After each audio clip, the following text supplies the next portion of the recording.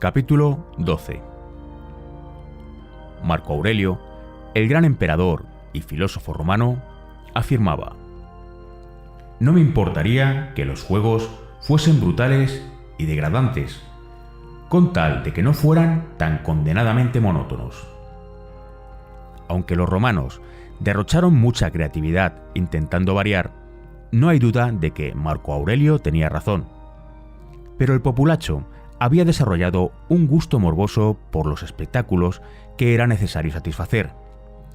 Nietzsche opina que el gran poder impulsor que hizo de los romanos los amos del mundo tenía que contar con alguna vía de escape. Ya no les quedaban más imperios que conquistar, así que gastaban su energía presenciando aquellos holocaustos. A partir de ahora, solo mencionaré algunos hechos puntuales de los 4 días de juegos restantes. Durante la noche se construyó una ciudad amurallada sobre la arena y amaneció asediada por legionarios armados con arietes, catapultas y flechas encendidas. La ciudad estaba defendida por tropas persas.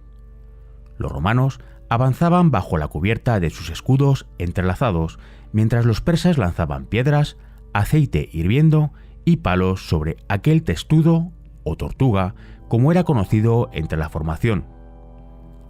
Bajo la protección del testudo, otros legionarios, con un ariete en forma de cabeza de carnero de bronce, corrían hacia la muralla. Había torres móviles sobre ruedas y puentes levadizos sobre sus almenas, desde donde atacaban las tropas. Desde otros puntos de las torres, las catapultas lanzaban piedras y racimos de jabalinas contra los defensores. Los legionarios consiguieron domeñar la ciudad, pero después de haber sufrido grandes pérdidas. A continuación hubo combates a espada y una especie de lucha marcial con palos. Los paeginarios luchaban con sus látigos de piel de toro, protegiéndose con sus escudos de madera, y los postulati luchaban con dardos. Para mantener a la multitud entretenida al mediodía, se ataba a algunas mujeres a los toros y eran arrastradas hasta morir, y hombres disfrazados de sátiros se dedicaban a abusar sexualmente de niños. Un cristiano confeso, llamado Antipas, fue introducido dentro de una figura de un toro de bronce, bajo la cual ardía una hoguera. Los gritos del hombre salían a través de la boca abierta del animal, como si fuese éste el que bramase. Un grupo de jovencitas atadas a estacas eran violadas por chimpancés, a los que previamente se habían emborrachado con vino. Cuando los romanos descubrieron a estos monos del tamaño de un hombre en África, pensaron que se trataba de auténticos sátiros, aquellos seres mitológicos que eran mitad hombres, mitad machos cabríos. También había monos de tamaño humano, llamados titirus, con caras redondas, color rojizo y bigotes. Aparecen pintados sobre algunos jarrones y aparentemente se trata de orangutanes traídos de Indonesia. Que yo sepa, los romanos nunca exhibieron gorilas, aunque los fenicios ya conocían a estos animales, que son los monos de mayor tamaño que existen, y fueron los que les dieron este nombre que hoy conocemos y que significa salvaje peludo. También había toques divertidos, o lo que los romanos entendían por divertidos. Un joyero había sido sentenciado a la arena por vender piedras falsas. El pobre desgraciado fue conducido a la arena y ante él había una jaula de un león. Mientras el joyero imploraba clemencia de rodillas, se abrió la puerta de la jaula y salió un pollo. El joyero ya se había desmayado antes de miedo, y el emperador hizo anunciar a sus heraldos: ya que este hombre ha estado practicando el engaño, ahora nosotros le engañamos a él. Al joyero se le permitió abandonar con vida la arena. Este hecho ocurrió realmente durante el reinado del emperador Galieno, en el 250 después de Cristo. Los romanos tenían mucho sentido del humor. En tiempos de Calígula, un gladiador perdió su brazo derecho, por lo que se encontraba indefenso. El populacho consideró esto graciosísimo y se moría de risa. Otro gladiador, llamado Bassus, se paseaba por la arena defendiéndose con un orinal dorado. Bueno, al menos el truco de Calígula que vamos a contar nos va a parecer, si no divertido, al menos una forma un tanto macabra de justicia poética. Había un grupo de personas que solía esperar bajo las gradas, en los pasillos por donde pasaban los condenados que eran conducidos a la arena. Eran degenerados del tipo más repugnante. Seguían a los prisioneros, manoseándoles, escupiéndoles y vapuleándoles, al tiempo que les contaban las torturas con las que se enfrentarían en breve. La visión de los pobres desgraciados era como un estímulo sexual para ellos. Ilsa Koch, la mujer del supervisor alemán de Buchenwald, era una pervertida de la misma calaña. Solía acariciar a los prisioneros condenados a la cámara de gas cuando pasaban ante ella. Estos pervertidos eran un auténtico fastidio para los guardias a cargo de los prisioneros y tenían órdenes estrictas para mantenerlos alejados de los bajos de las gradas, pero de alguna forma, ya fuera con sobornos o por la fuerza, siempre conseguían llegar hasta allí. En un esfuerzo por disfrutar hasta el último momento del sufrimiento de los prisioneros, se agolpaban en los pasillos que llevaban al podio y a veces llegaban hasta el mismo podio. En una ocasión, Calígula dio órdenes a los guardias para que no les cortaran el paso. Encantados, los sádicos se abalanzaron contra un grupo de prisioneros que eran llevados a la arena, pateándoles y pellizcándoles mientras ellos forcejeaban por continuar adelante. Estos degenerados estaban tan absortos en su deporte que no se dieron cuenta hacia dónde se dirigían. Escucharon una verja que se cerraba de golpe tras ellos y de repente se vieron en la arena junto a los prisioneros. Los pervertidos corrían arriba y abajo frente a la pared del podio, gritando que eran ciudadanos romanos y que se había cometido un terrible error. Después de divertirse un rato con sus aspavientos, Calígula ordenó que soltaran a las bestias salvajes y los pervertidos murieron, allí mismo, junto a los prisioneros.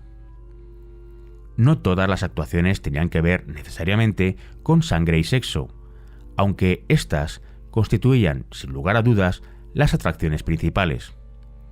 Los espectáculos romanos siguieron de alguna manera la misma evolución que sufrió la revista en América.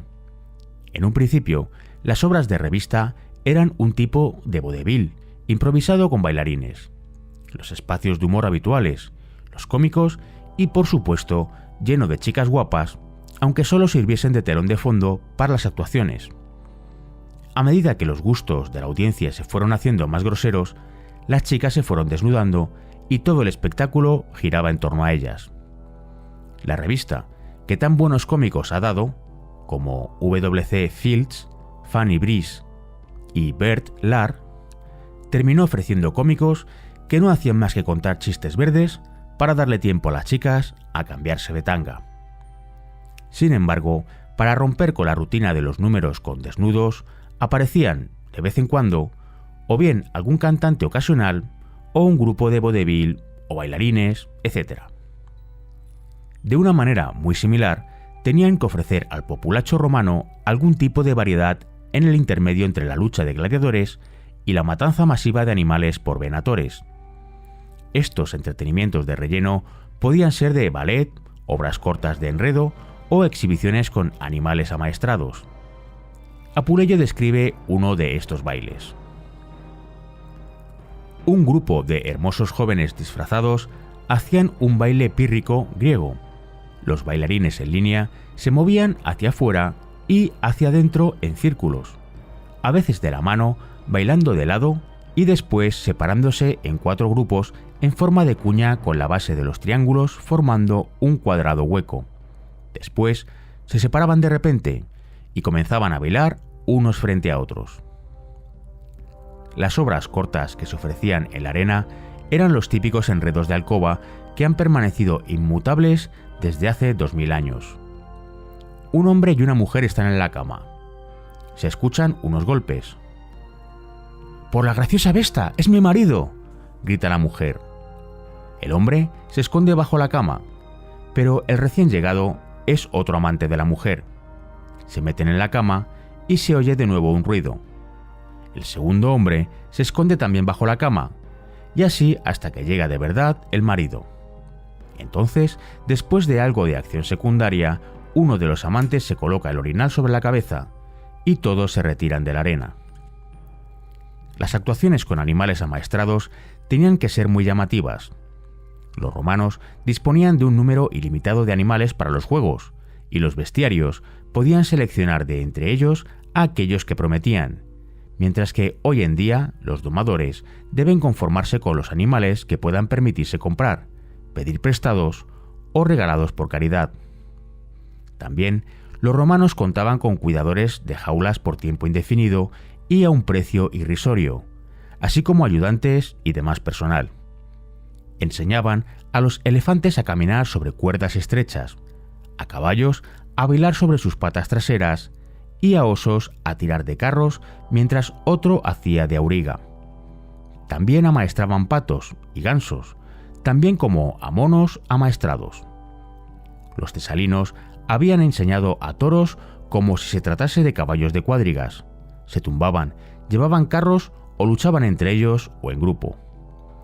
Los domadores modernos podrían emular todas estas proezas, pero los romanos enseñaron también a los leones a cobrar liebres y llevarlas, sin provocarles ningún daño, a los pies de sus amos después de haber probado su ferocidad matando toros. También había cacerías especiales, guepardos, el leopardo cazador de África, amaestrados cazando antílopes y caracales, el lince africano, capturando conejos y perdices. Los romanos también exhibían unicornios. Realmente eran antílopes oryx africanos. Los bestiarios cogían un oryx joven y le ataban los cuernos juntos como si se tratase de un injerto de una rama. Los tiernos cuernos crecían juntos, produciendo un solo cuerno recto, que constituía un arma mucho más potente contra los otros animales en la arena. Probablemente la leyenda del unicornio surgió de este engaño, aunque algunos estudiosos piensan que procede del rinoceronte de un solo cuerno de la India. Las luchas individuales eran habituales entre los animales, y algunos de ellos se hacían tan conocidos como algunos gladiadores famosos. Statius escribió una bonita oda a un león que murió entre las garras de un joven contrincante en la arena en tiempos de Domiciano. Pobre amigo, qué bien te hizo aprender a obedecer a un amo mucho más débil que tú, a entrar y salir de tu jaula cuando te lo mandaban, a llevarle tus presas e incluso a dejar que metiese su mano entre sus fauces. Una vez fuiste el terror de la arena, y los otros leones se apartaban cuando pasabas. Has muerto peleando, con la valentía de un soldado y, aun cuando sabías que estabas herido de muerte, esperaste con las fauces abiertas al enemigo que acabaría contigo. Has de saber que todo el pueblo y el senado lloró tu muerte como si fueses un famoso gladiador, y que entre todas las bestias recogidas desde Estitia hasta las riberas del Rin, la cara del César solo se conmovió cuando moriste, aunque no eras más que otro león perdido. Se cuenta que había leones amaestrados que tiraban de los carros del editor de los juegos y también de casos de leones domesticados que habían salvado a sus amos de las garras de otros animales salvajes. Además está, naturalmente, la famosa historia de Andrócles y el león. Andrócles era un esclavo griego que había huido de su amo, y cuando estaba vagando por el desierto, se encontró un león con una espina clavada en una pata. Andrócles se la sacó, y el león nunca olvidó aquella buena acción. Más tarde, el león fue capturado y enviado a la arena, y lo mismo sucedió con Andrócles. Soltaron al león hambriento a la arena para que devorase al esclavo fugado, pero el león rehusó a causar ningún daño al hombre que consideraba su amigo. Entonces soltaron a un leopardo para que hiciese el trabajo, y el león lo mató para defender a su amigo. El público pidió la libertad para el león y para Andrócles. Después de aquello, Andrócles vivió de lo que ganaba exhibiendo al león por las tabernas. Gelius y Aelian juraron que esta historia era cierta. Sucedió durante el reinado de Claudio, así que yo lo creo. En otras circunstancias habría tenido mis dudas. En cualquier caso, es una de las leyendas históricas mejor autentificadas. ¿Qué fue de Carpophorus? Lo desconozco. así que inventaré un final adecuado para este hombre tan extraño. Una mujer noble de posición acomodada pidió a Carpophorus que le llevase uno de sus asnos amaestrados a su aposento aquella noche, prometiéndole una enorme suma de dinero. Carpophorus naturalmente aceptó. La dama había organizado unos preparativos muy complicados para el evento. 4 eunucos habían preparado una cama de plumas en el suelo, cubierta con una tela púrpura de Tiro, bordada en oro, y habían colocado suaves almohadas en un extremo. La mujer mandó a Carpophorus llevar al asno a la cama, hacerle tumbarse y entonces friccionarle con sus propias manos con aceite de bálsamo. Cuando se terminaron los preparativos, ordenó a Carpophorus que abandonara la habitación y volviese a la mañana siguiente. Esta escena la describe con detalle Apuleyo en El asno de oro. La dama pedía tan a menudo los servicios del asno que Carpophorus temía que la mujer muriera, pero después de algunas semanas lo único que le preocupaba era que agotase a un animal tan valioso. El caso es que Carpophorus había hecho tanta fortuna con ese negocio que hasta pudo comprarse un cuerno de unicornio auténtico. Por supuesto, Carpophorus conocía todo el engaño de los unicornios Oryx, utilizados en la arena, pero este cuerno era diferente. Era de auténtico marfil y de más de 200 centímetros de largo. Había muy pocos cuernos como este en Roma y tenían un enorme valor, porque si se servía vino envenenado en una copa hecha de cuerno de unicornio, el veneno comenzaba a burbujear y delataba su presencia. Carpophorus tenía la ligera sospecha de que aquellos cuernos podían ser falsos de alguna manera, pero después de examinar cuidadosamente su adquisición, se convenció de que era auténtico marfil y que no provenía de ningún animal conocido. Desde entonces, toda la ambición del bestiario fue encontrar un unicornio y exhibirlo en la arena. Se suponía que los unicornios eran animales tropicales, pero Carpophorus descubrió que aquellos cuernos eran traídos desde el Báltico. Esto, dedujo él, explicaba por qué los romanos que capturan animales en África y Asia no han conseguido nunca un unicornio. Se las arregló para trabar conocimiento con la tripulación de un barco vikingo que había llegado a Ostia para comerciar y practicar un poco la piratería durante el viaje de vuelta a casa. Los vikingos tenían algunas piezas rotas de cuernos de unicornios y Carpophorus fue capaz de emborrachar a uno de los miembros de la tripulación en la taberna de Chilo. El marinero le contó que aquel cuerno procedía de un gran pez que los pescadores atrapaban de vez en cuando entre sus redes. Los vikingos lo llamaban narval. El pez podía haberse llamado unicornio marino, ya que tenía un largo cuerno que crecía desde la punta de su nariz. Carpophorus no se tragó aquel cuento chino. El cuerno era de marfil y los peces no producen marfil. Sin embargo, pensó que los unicornios nadaban en los ríos ocasionalmente y bien podían ser atrapados en las redes de los pescadores, y así fue como comenzó la leyenda. Viajó al Báltico con un Negotiator ursorum, un hombre que capturaba osos, pero no consiguió capturar ningún unicornio.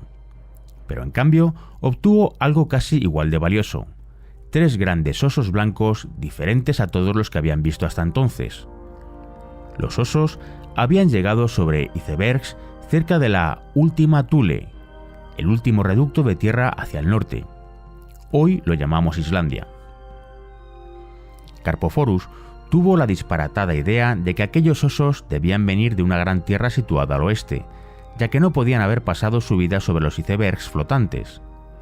Durante su camino de regreso con los osos, le comentó esta teoría a un joven centurión que estaba a cargo de los fuertes de la frontera con Escocia, construidos para evitar que los pictos y los escoceses asaltasen a la Gran Bretaña romana.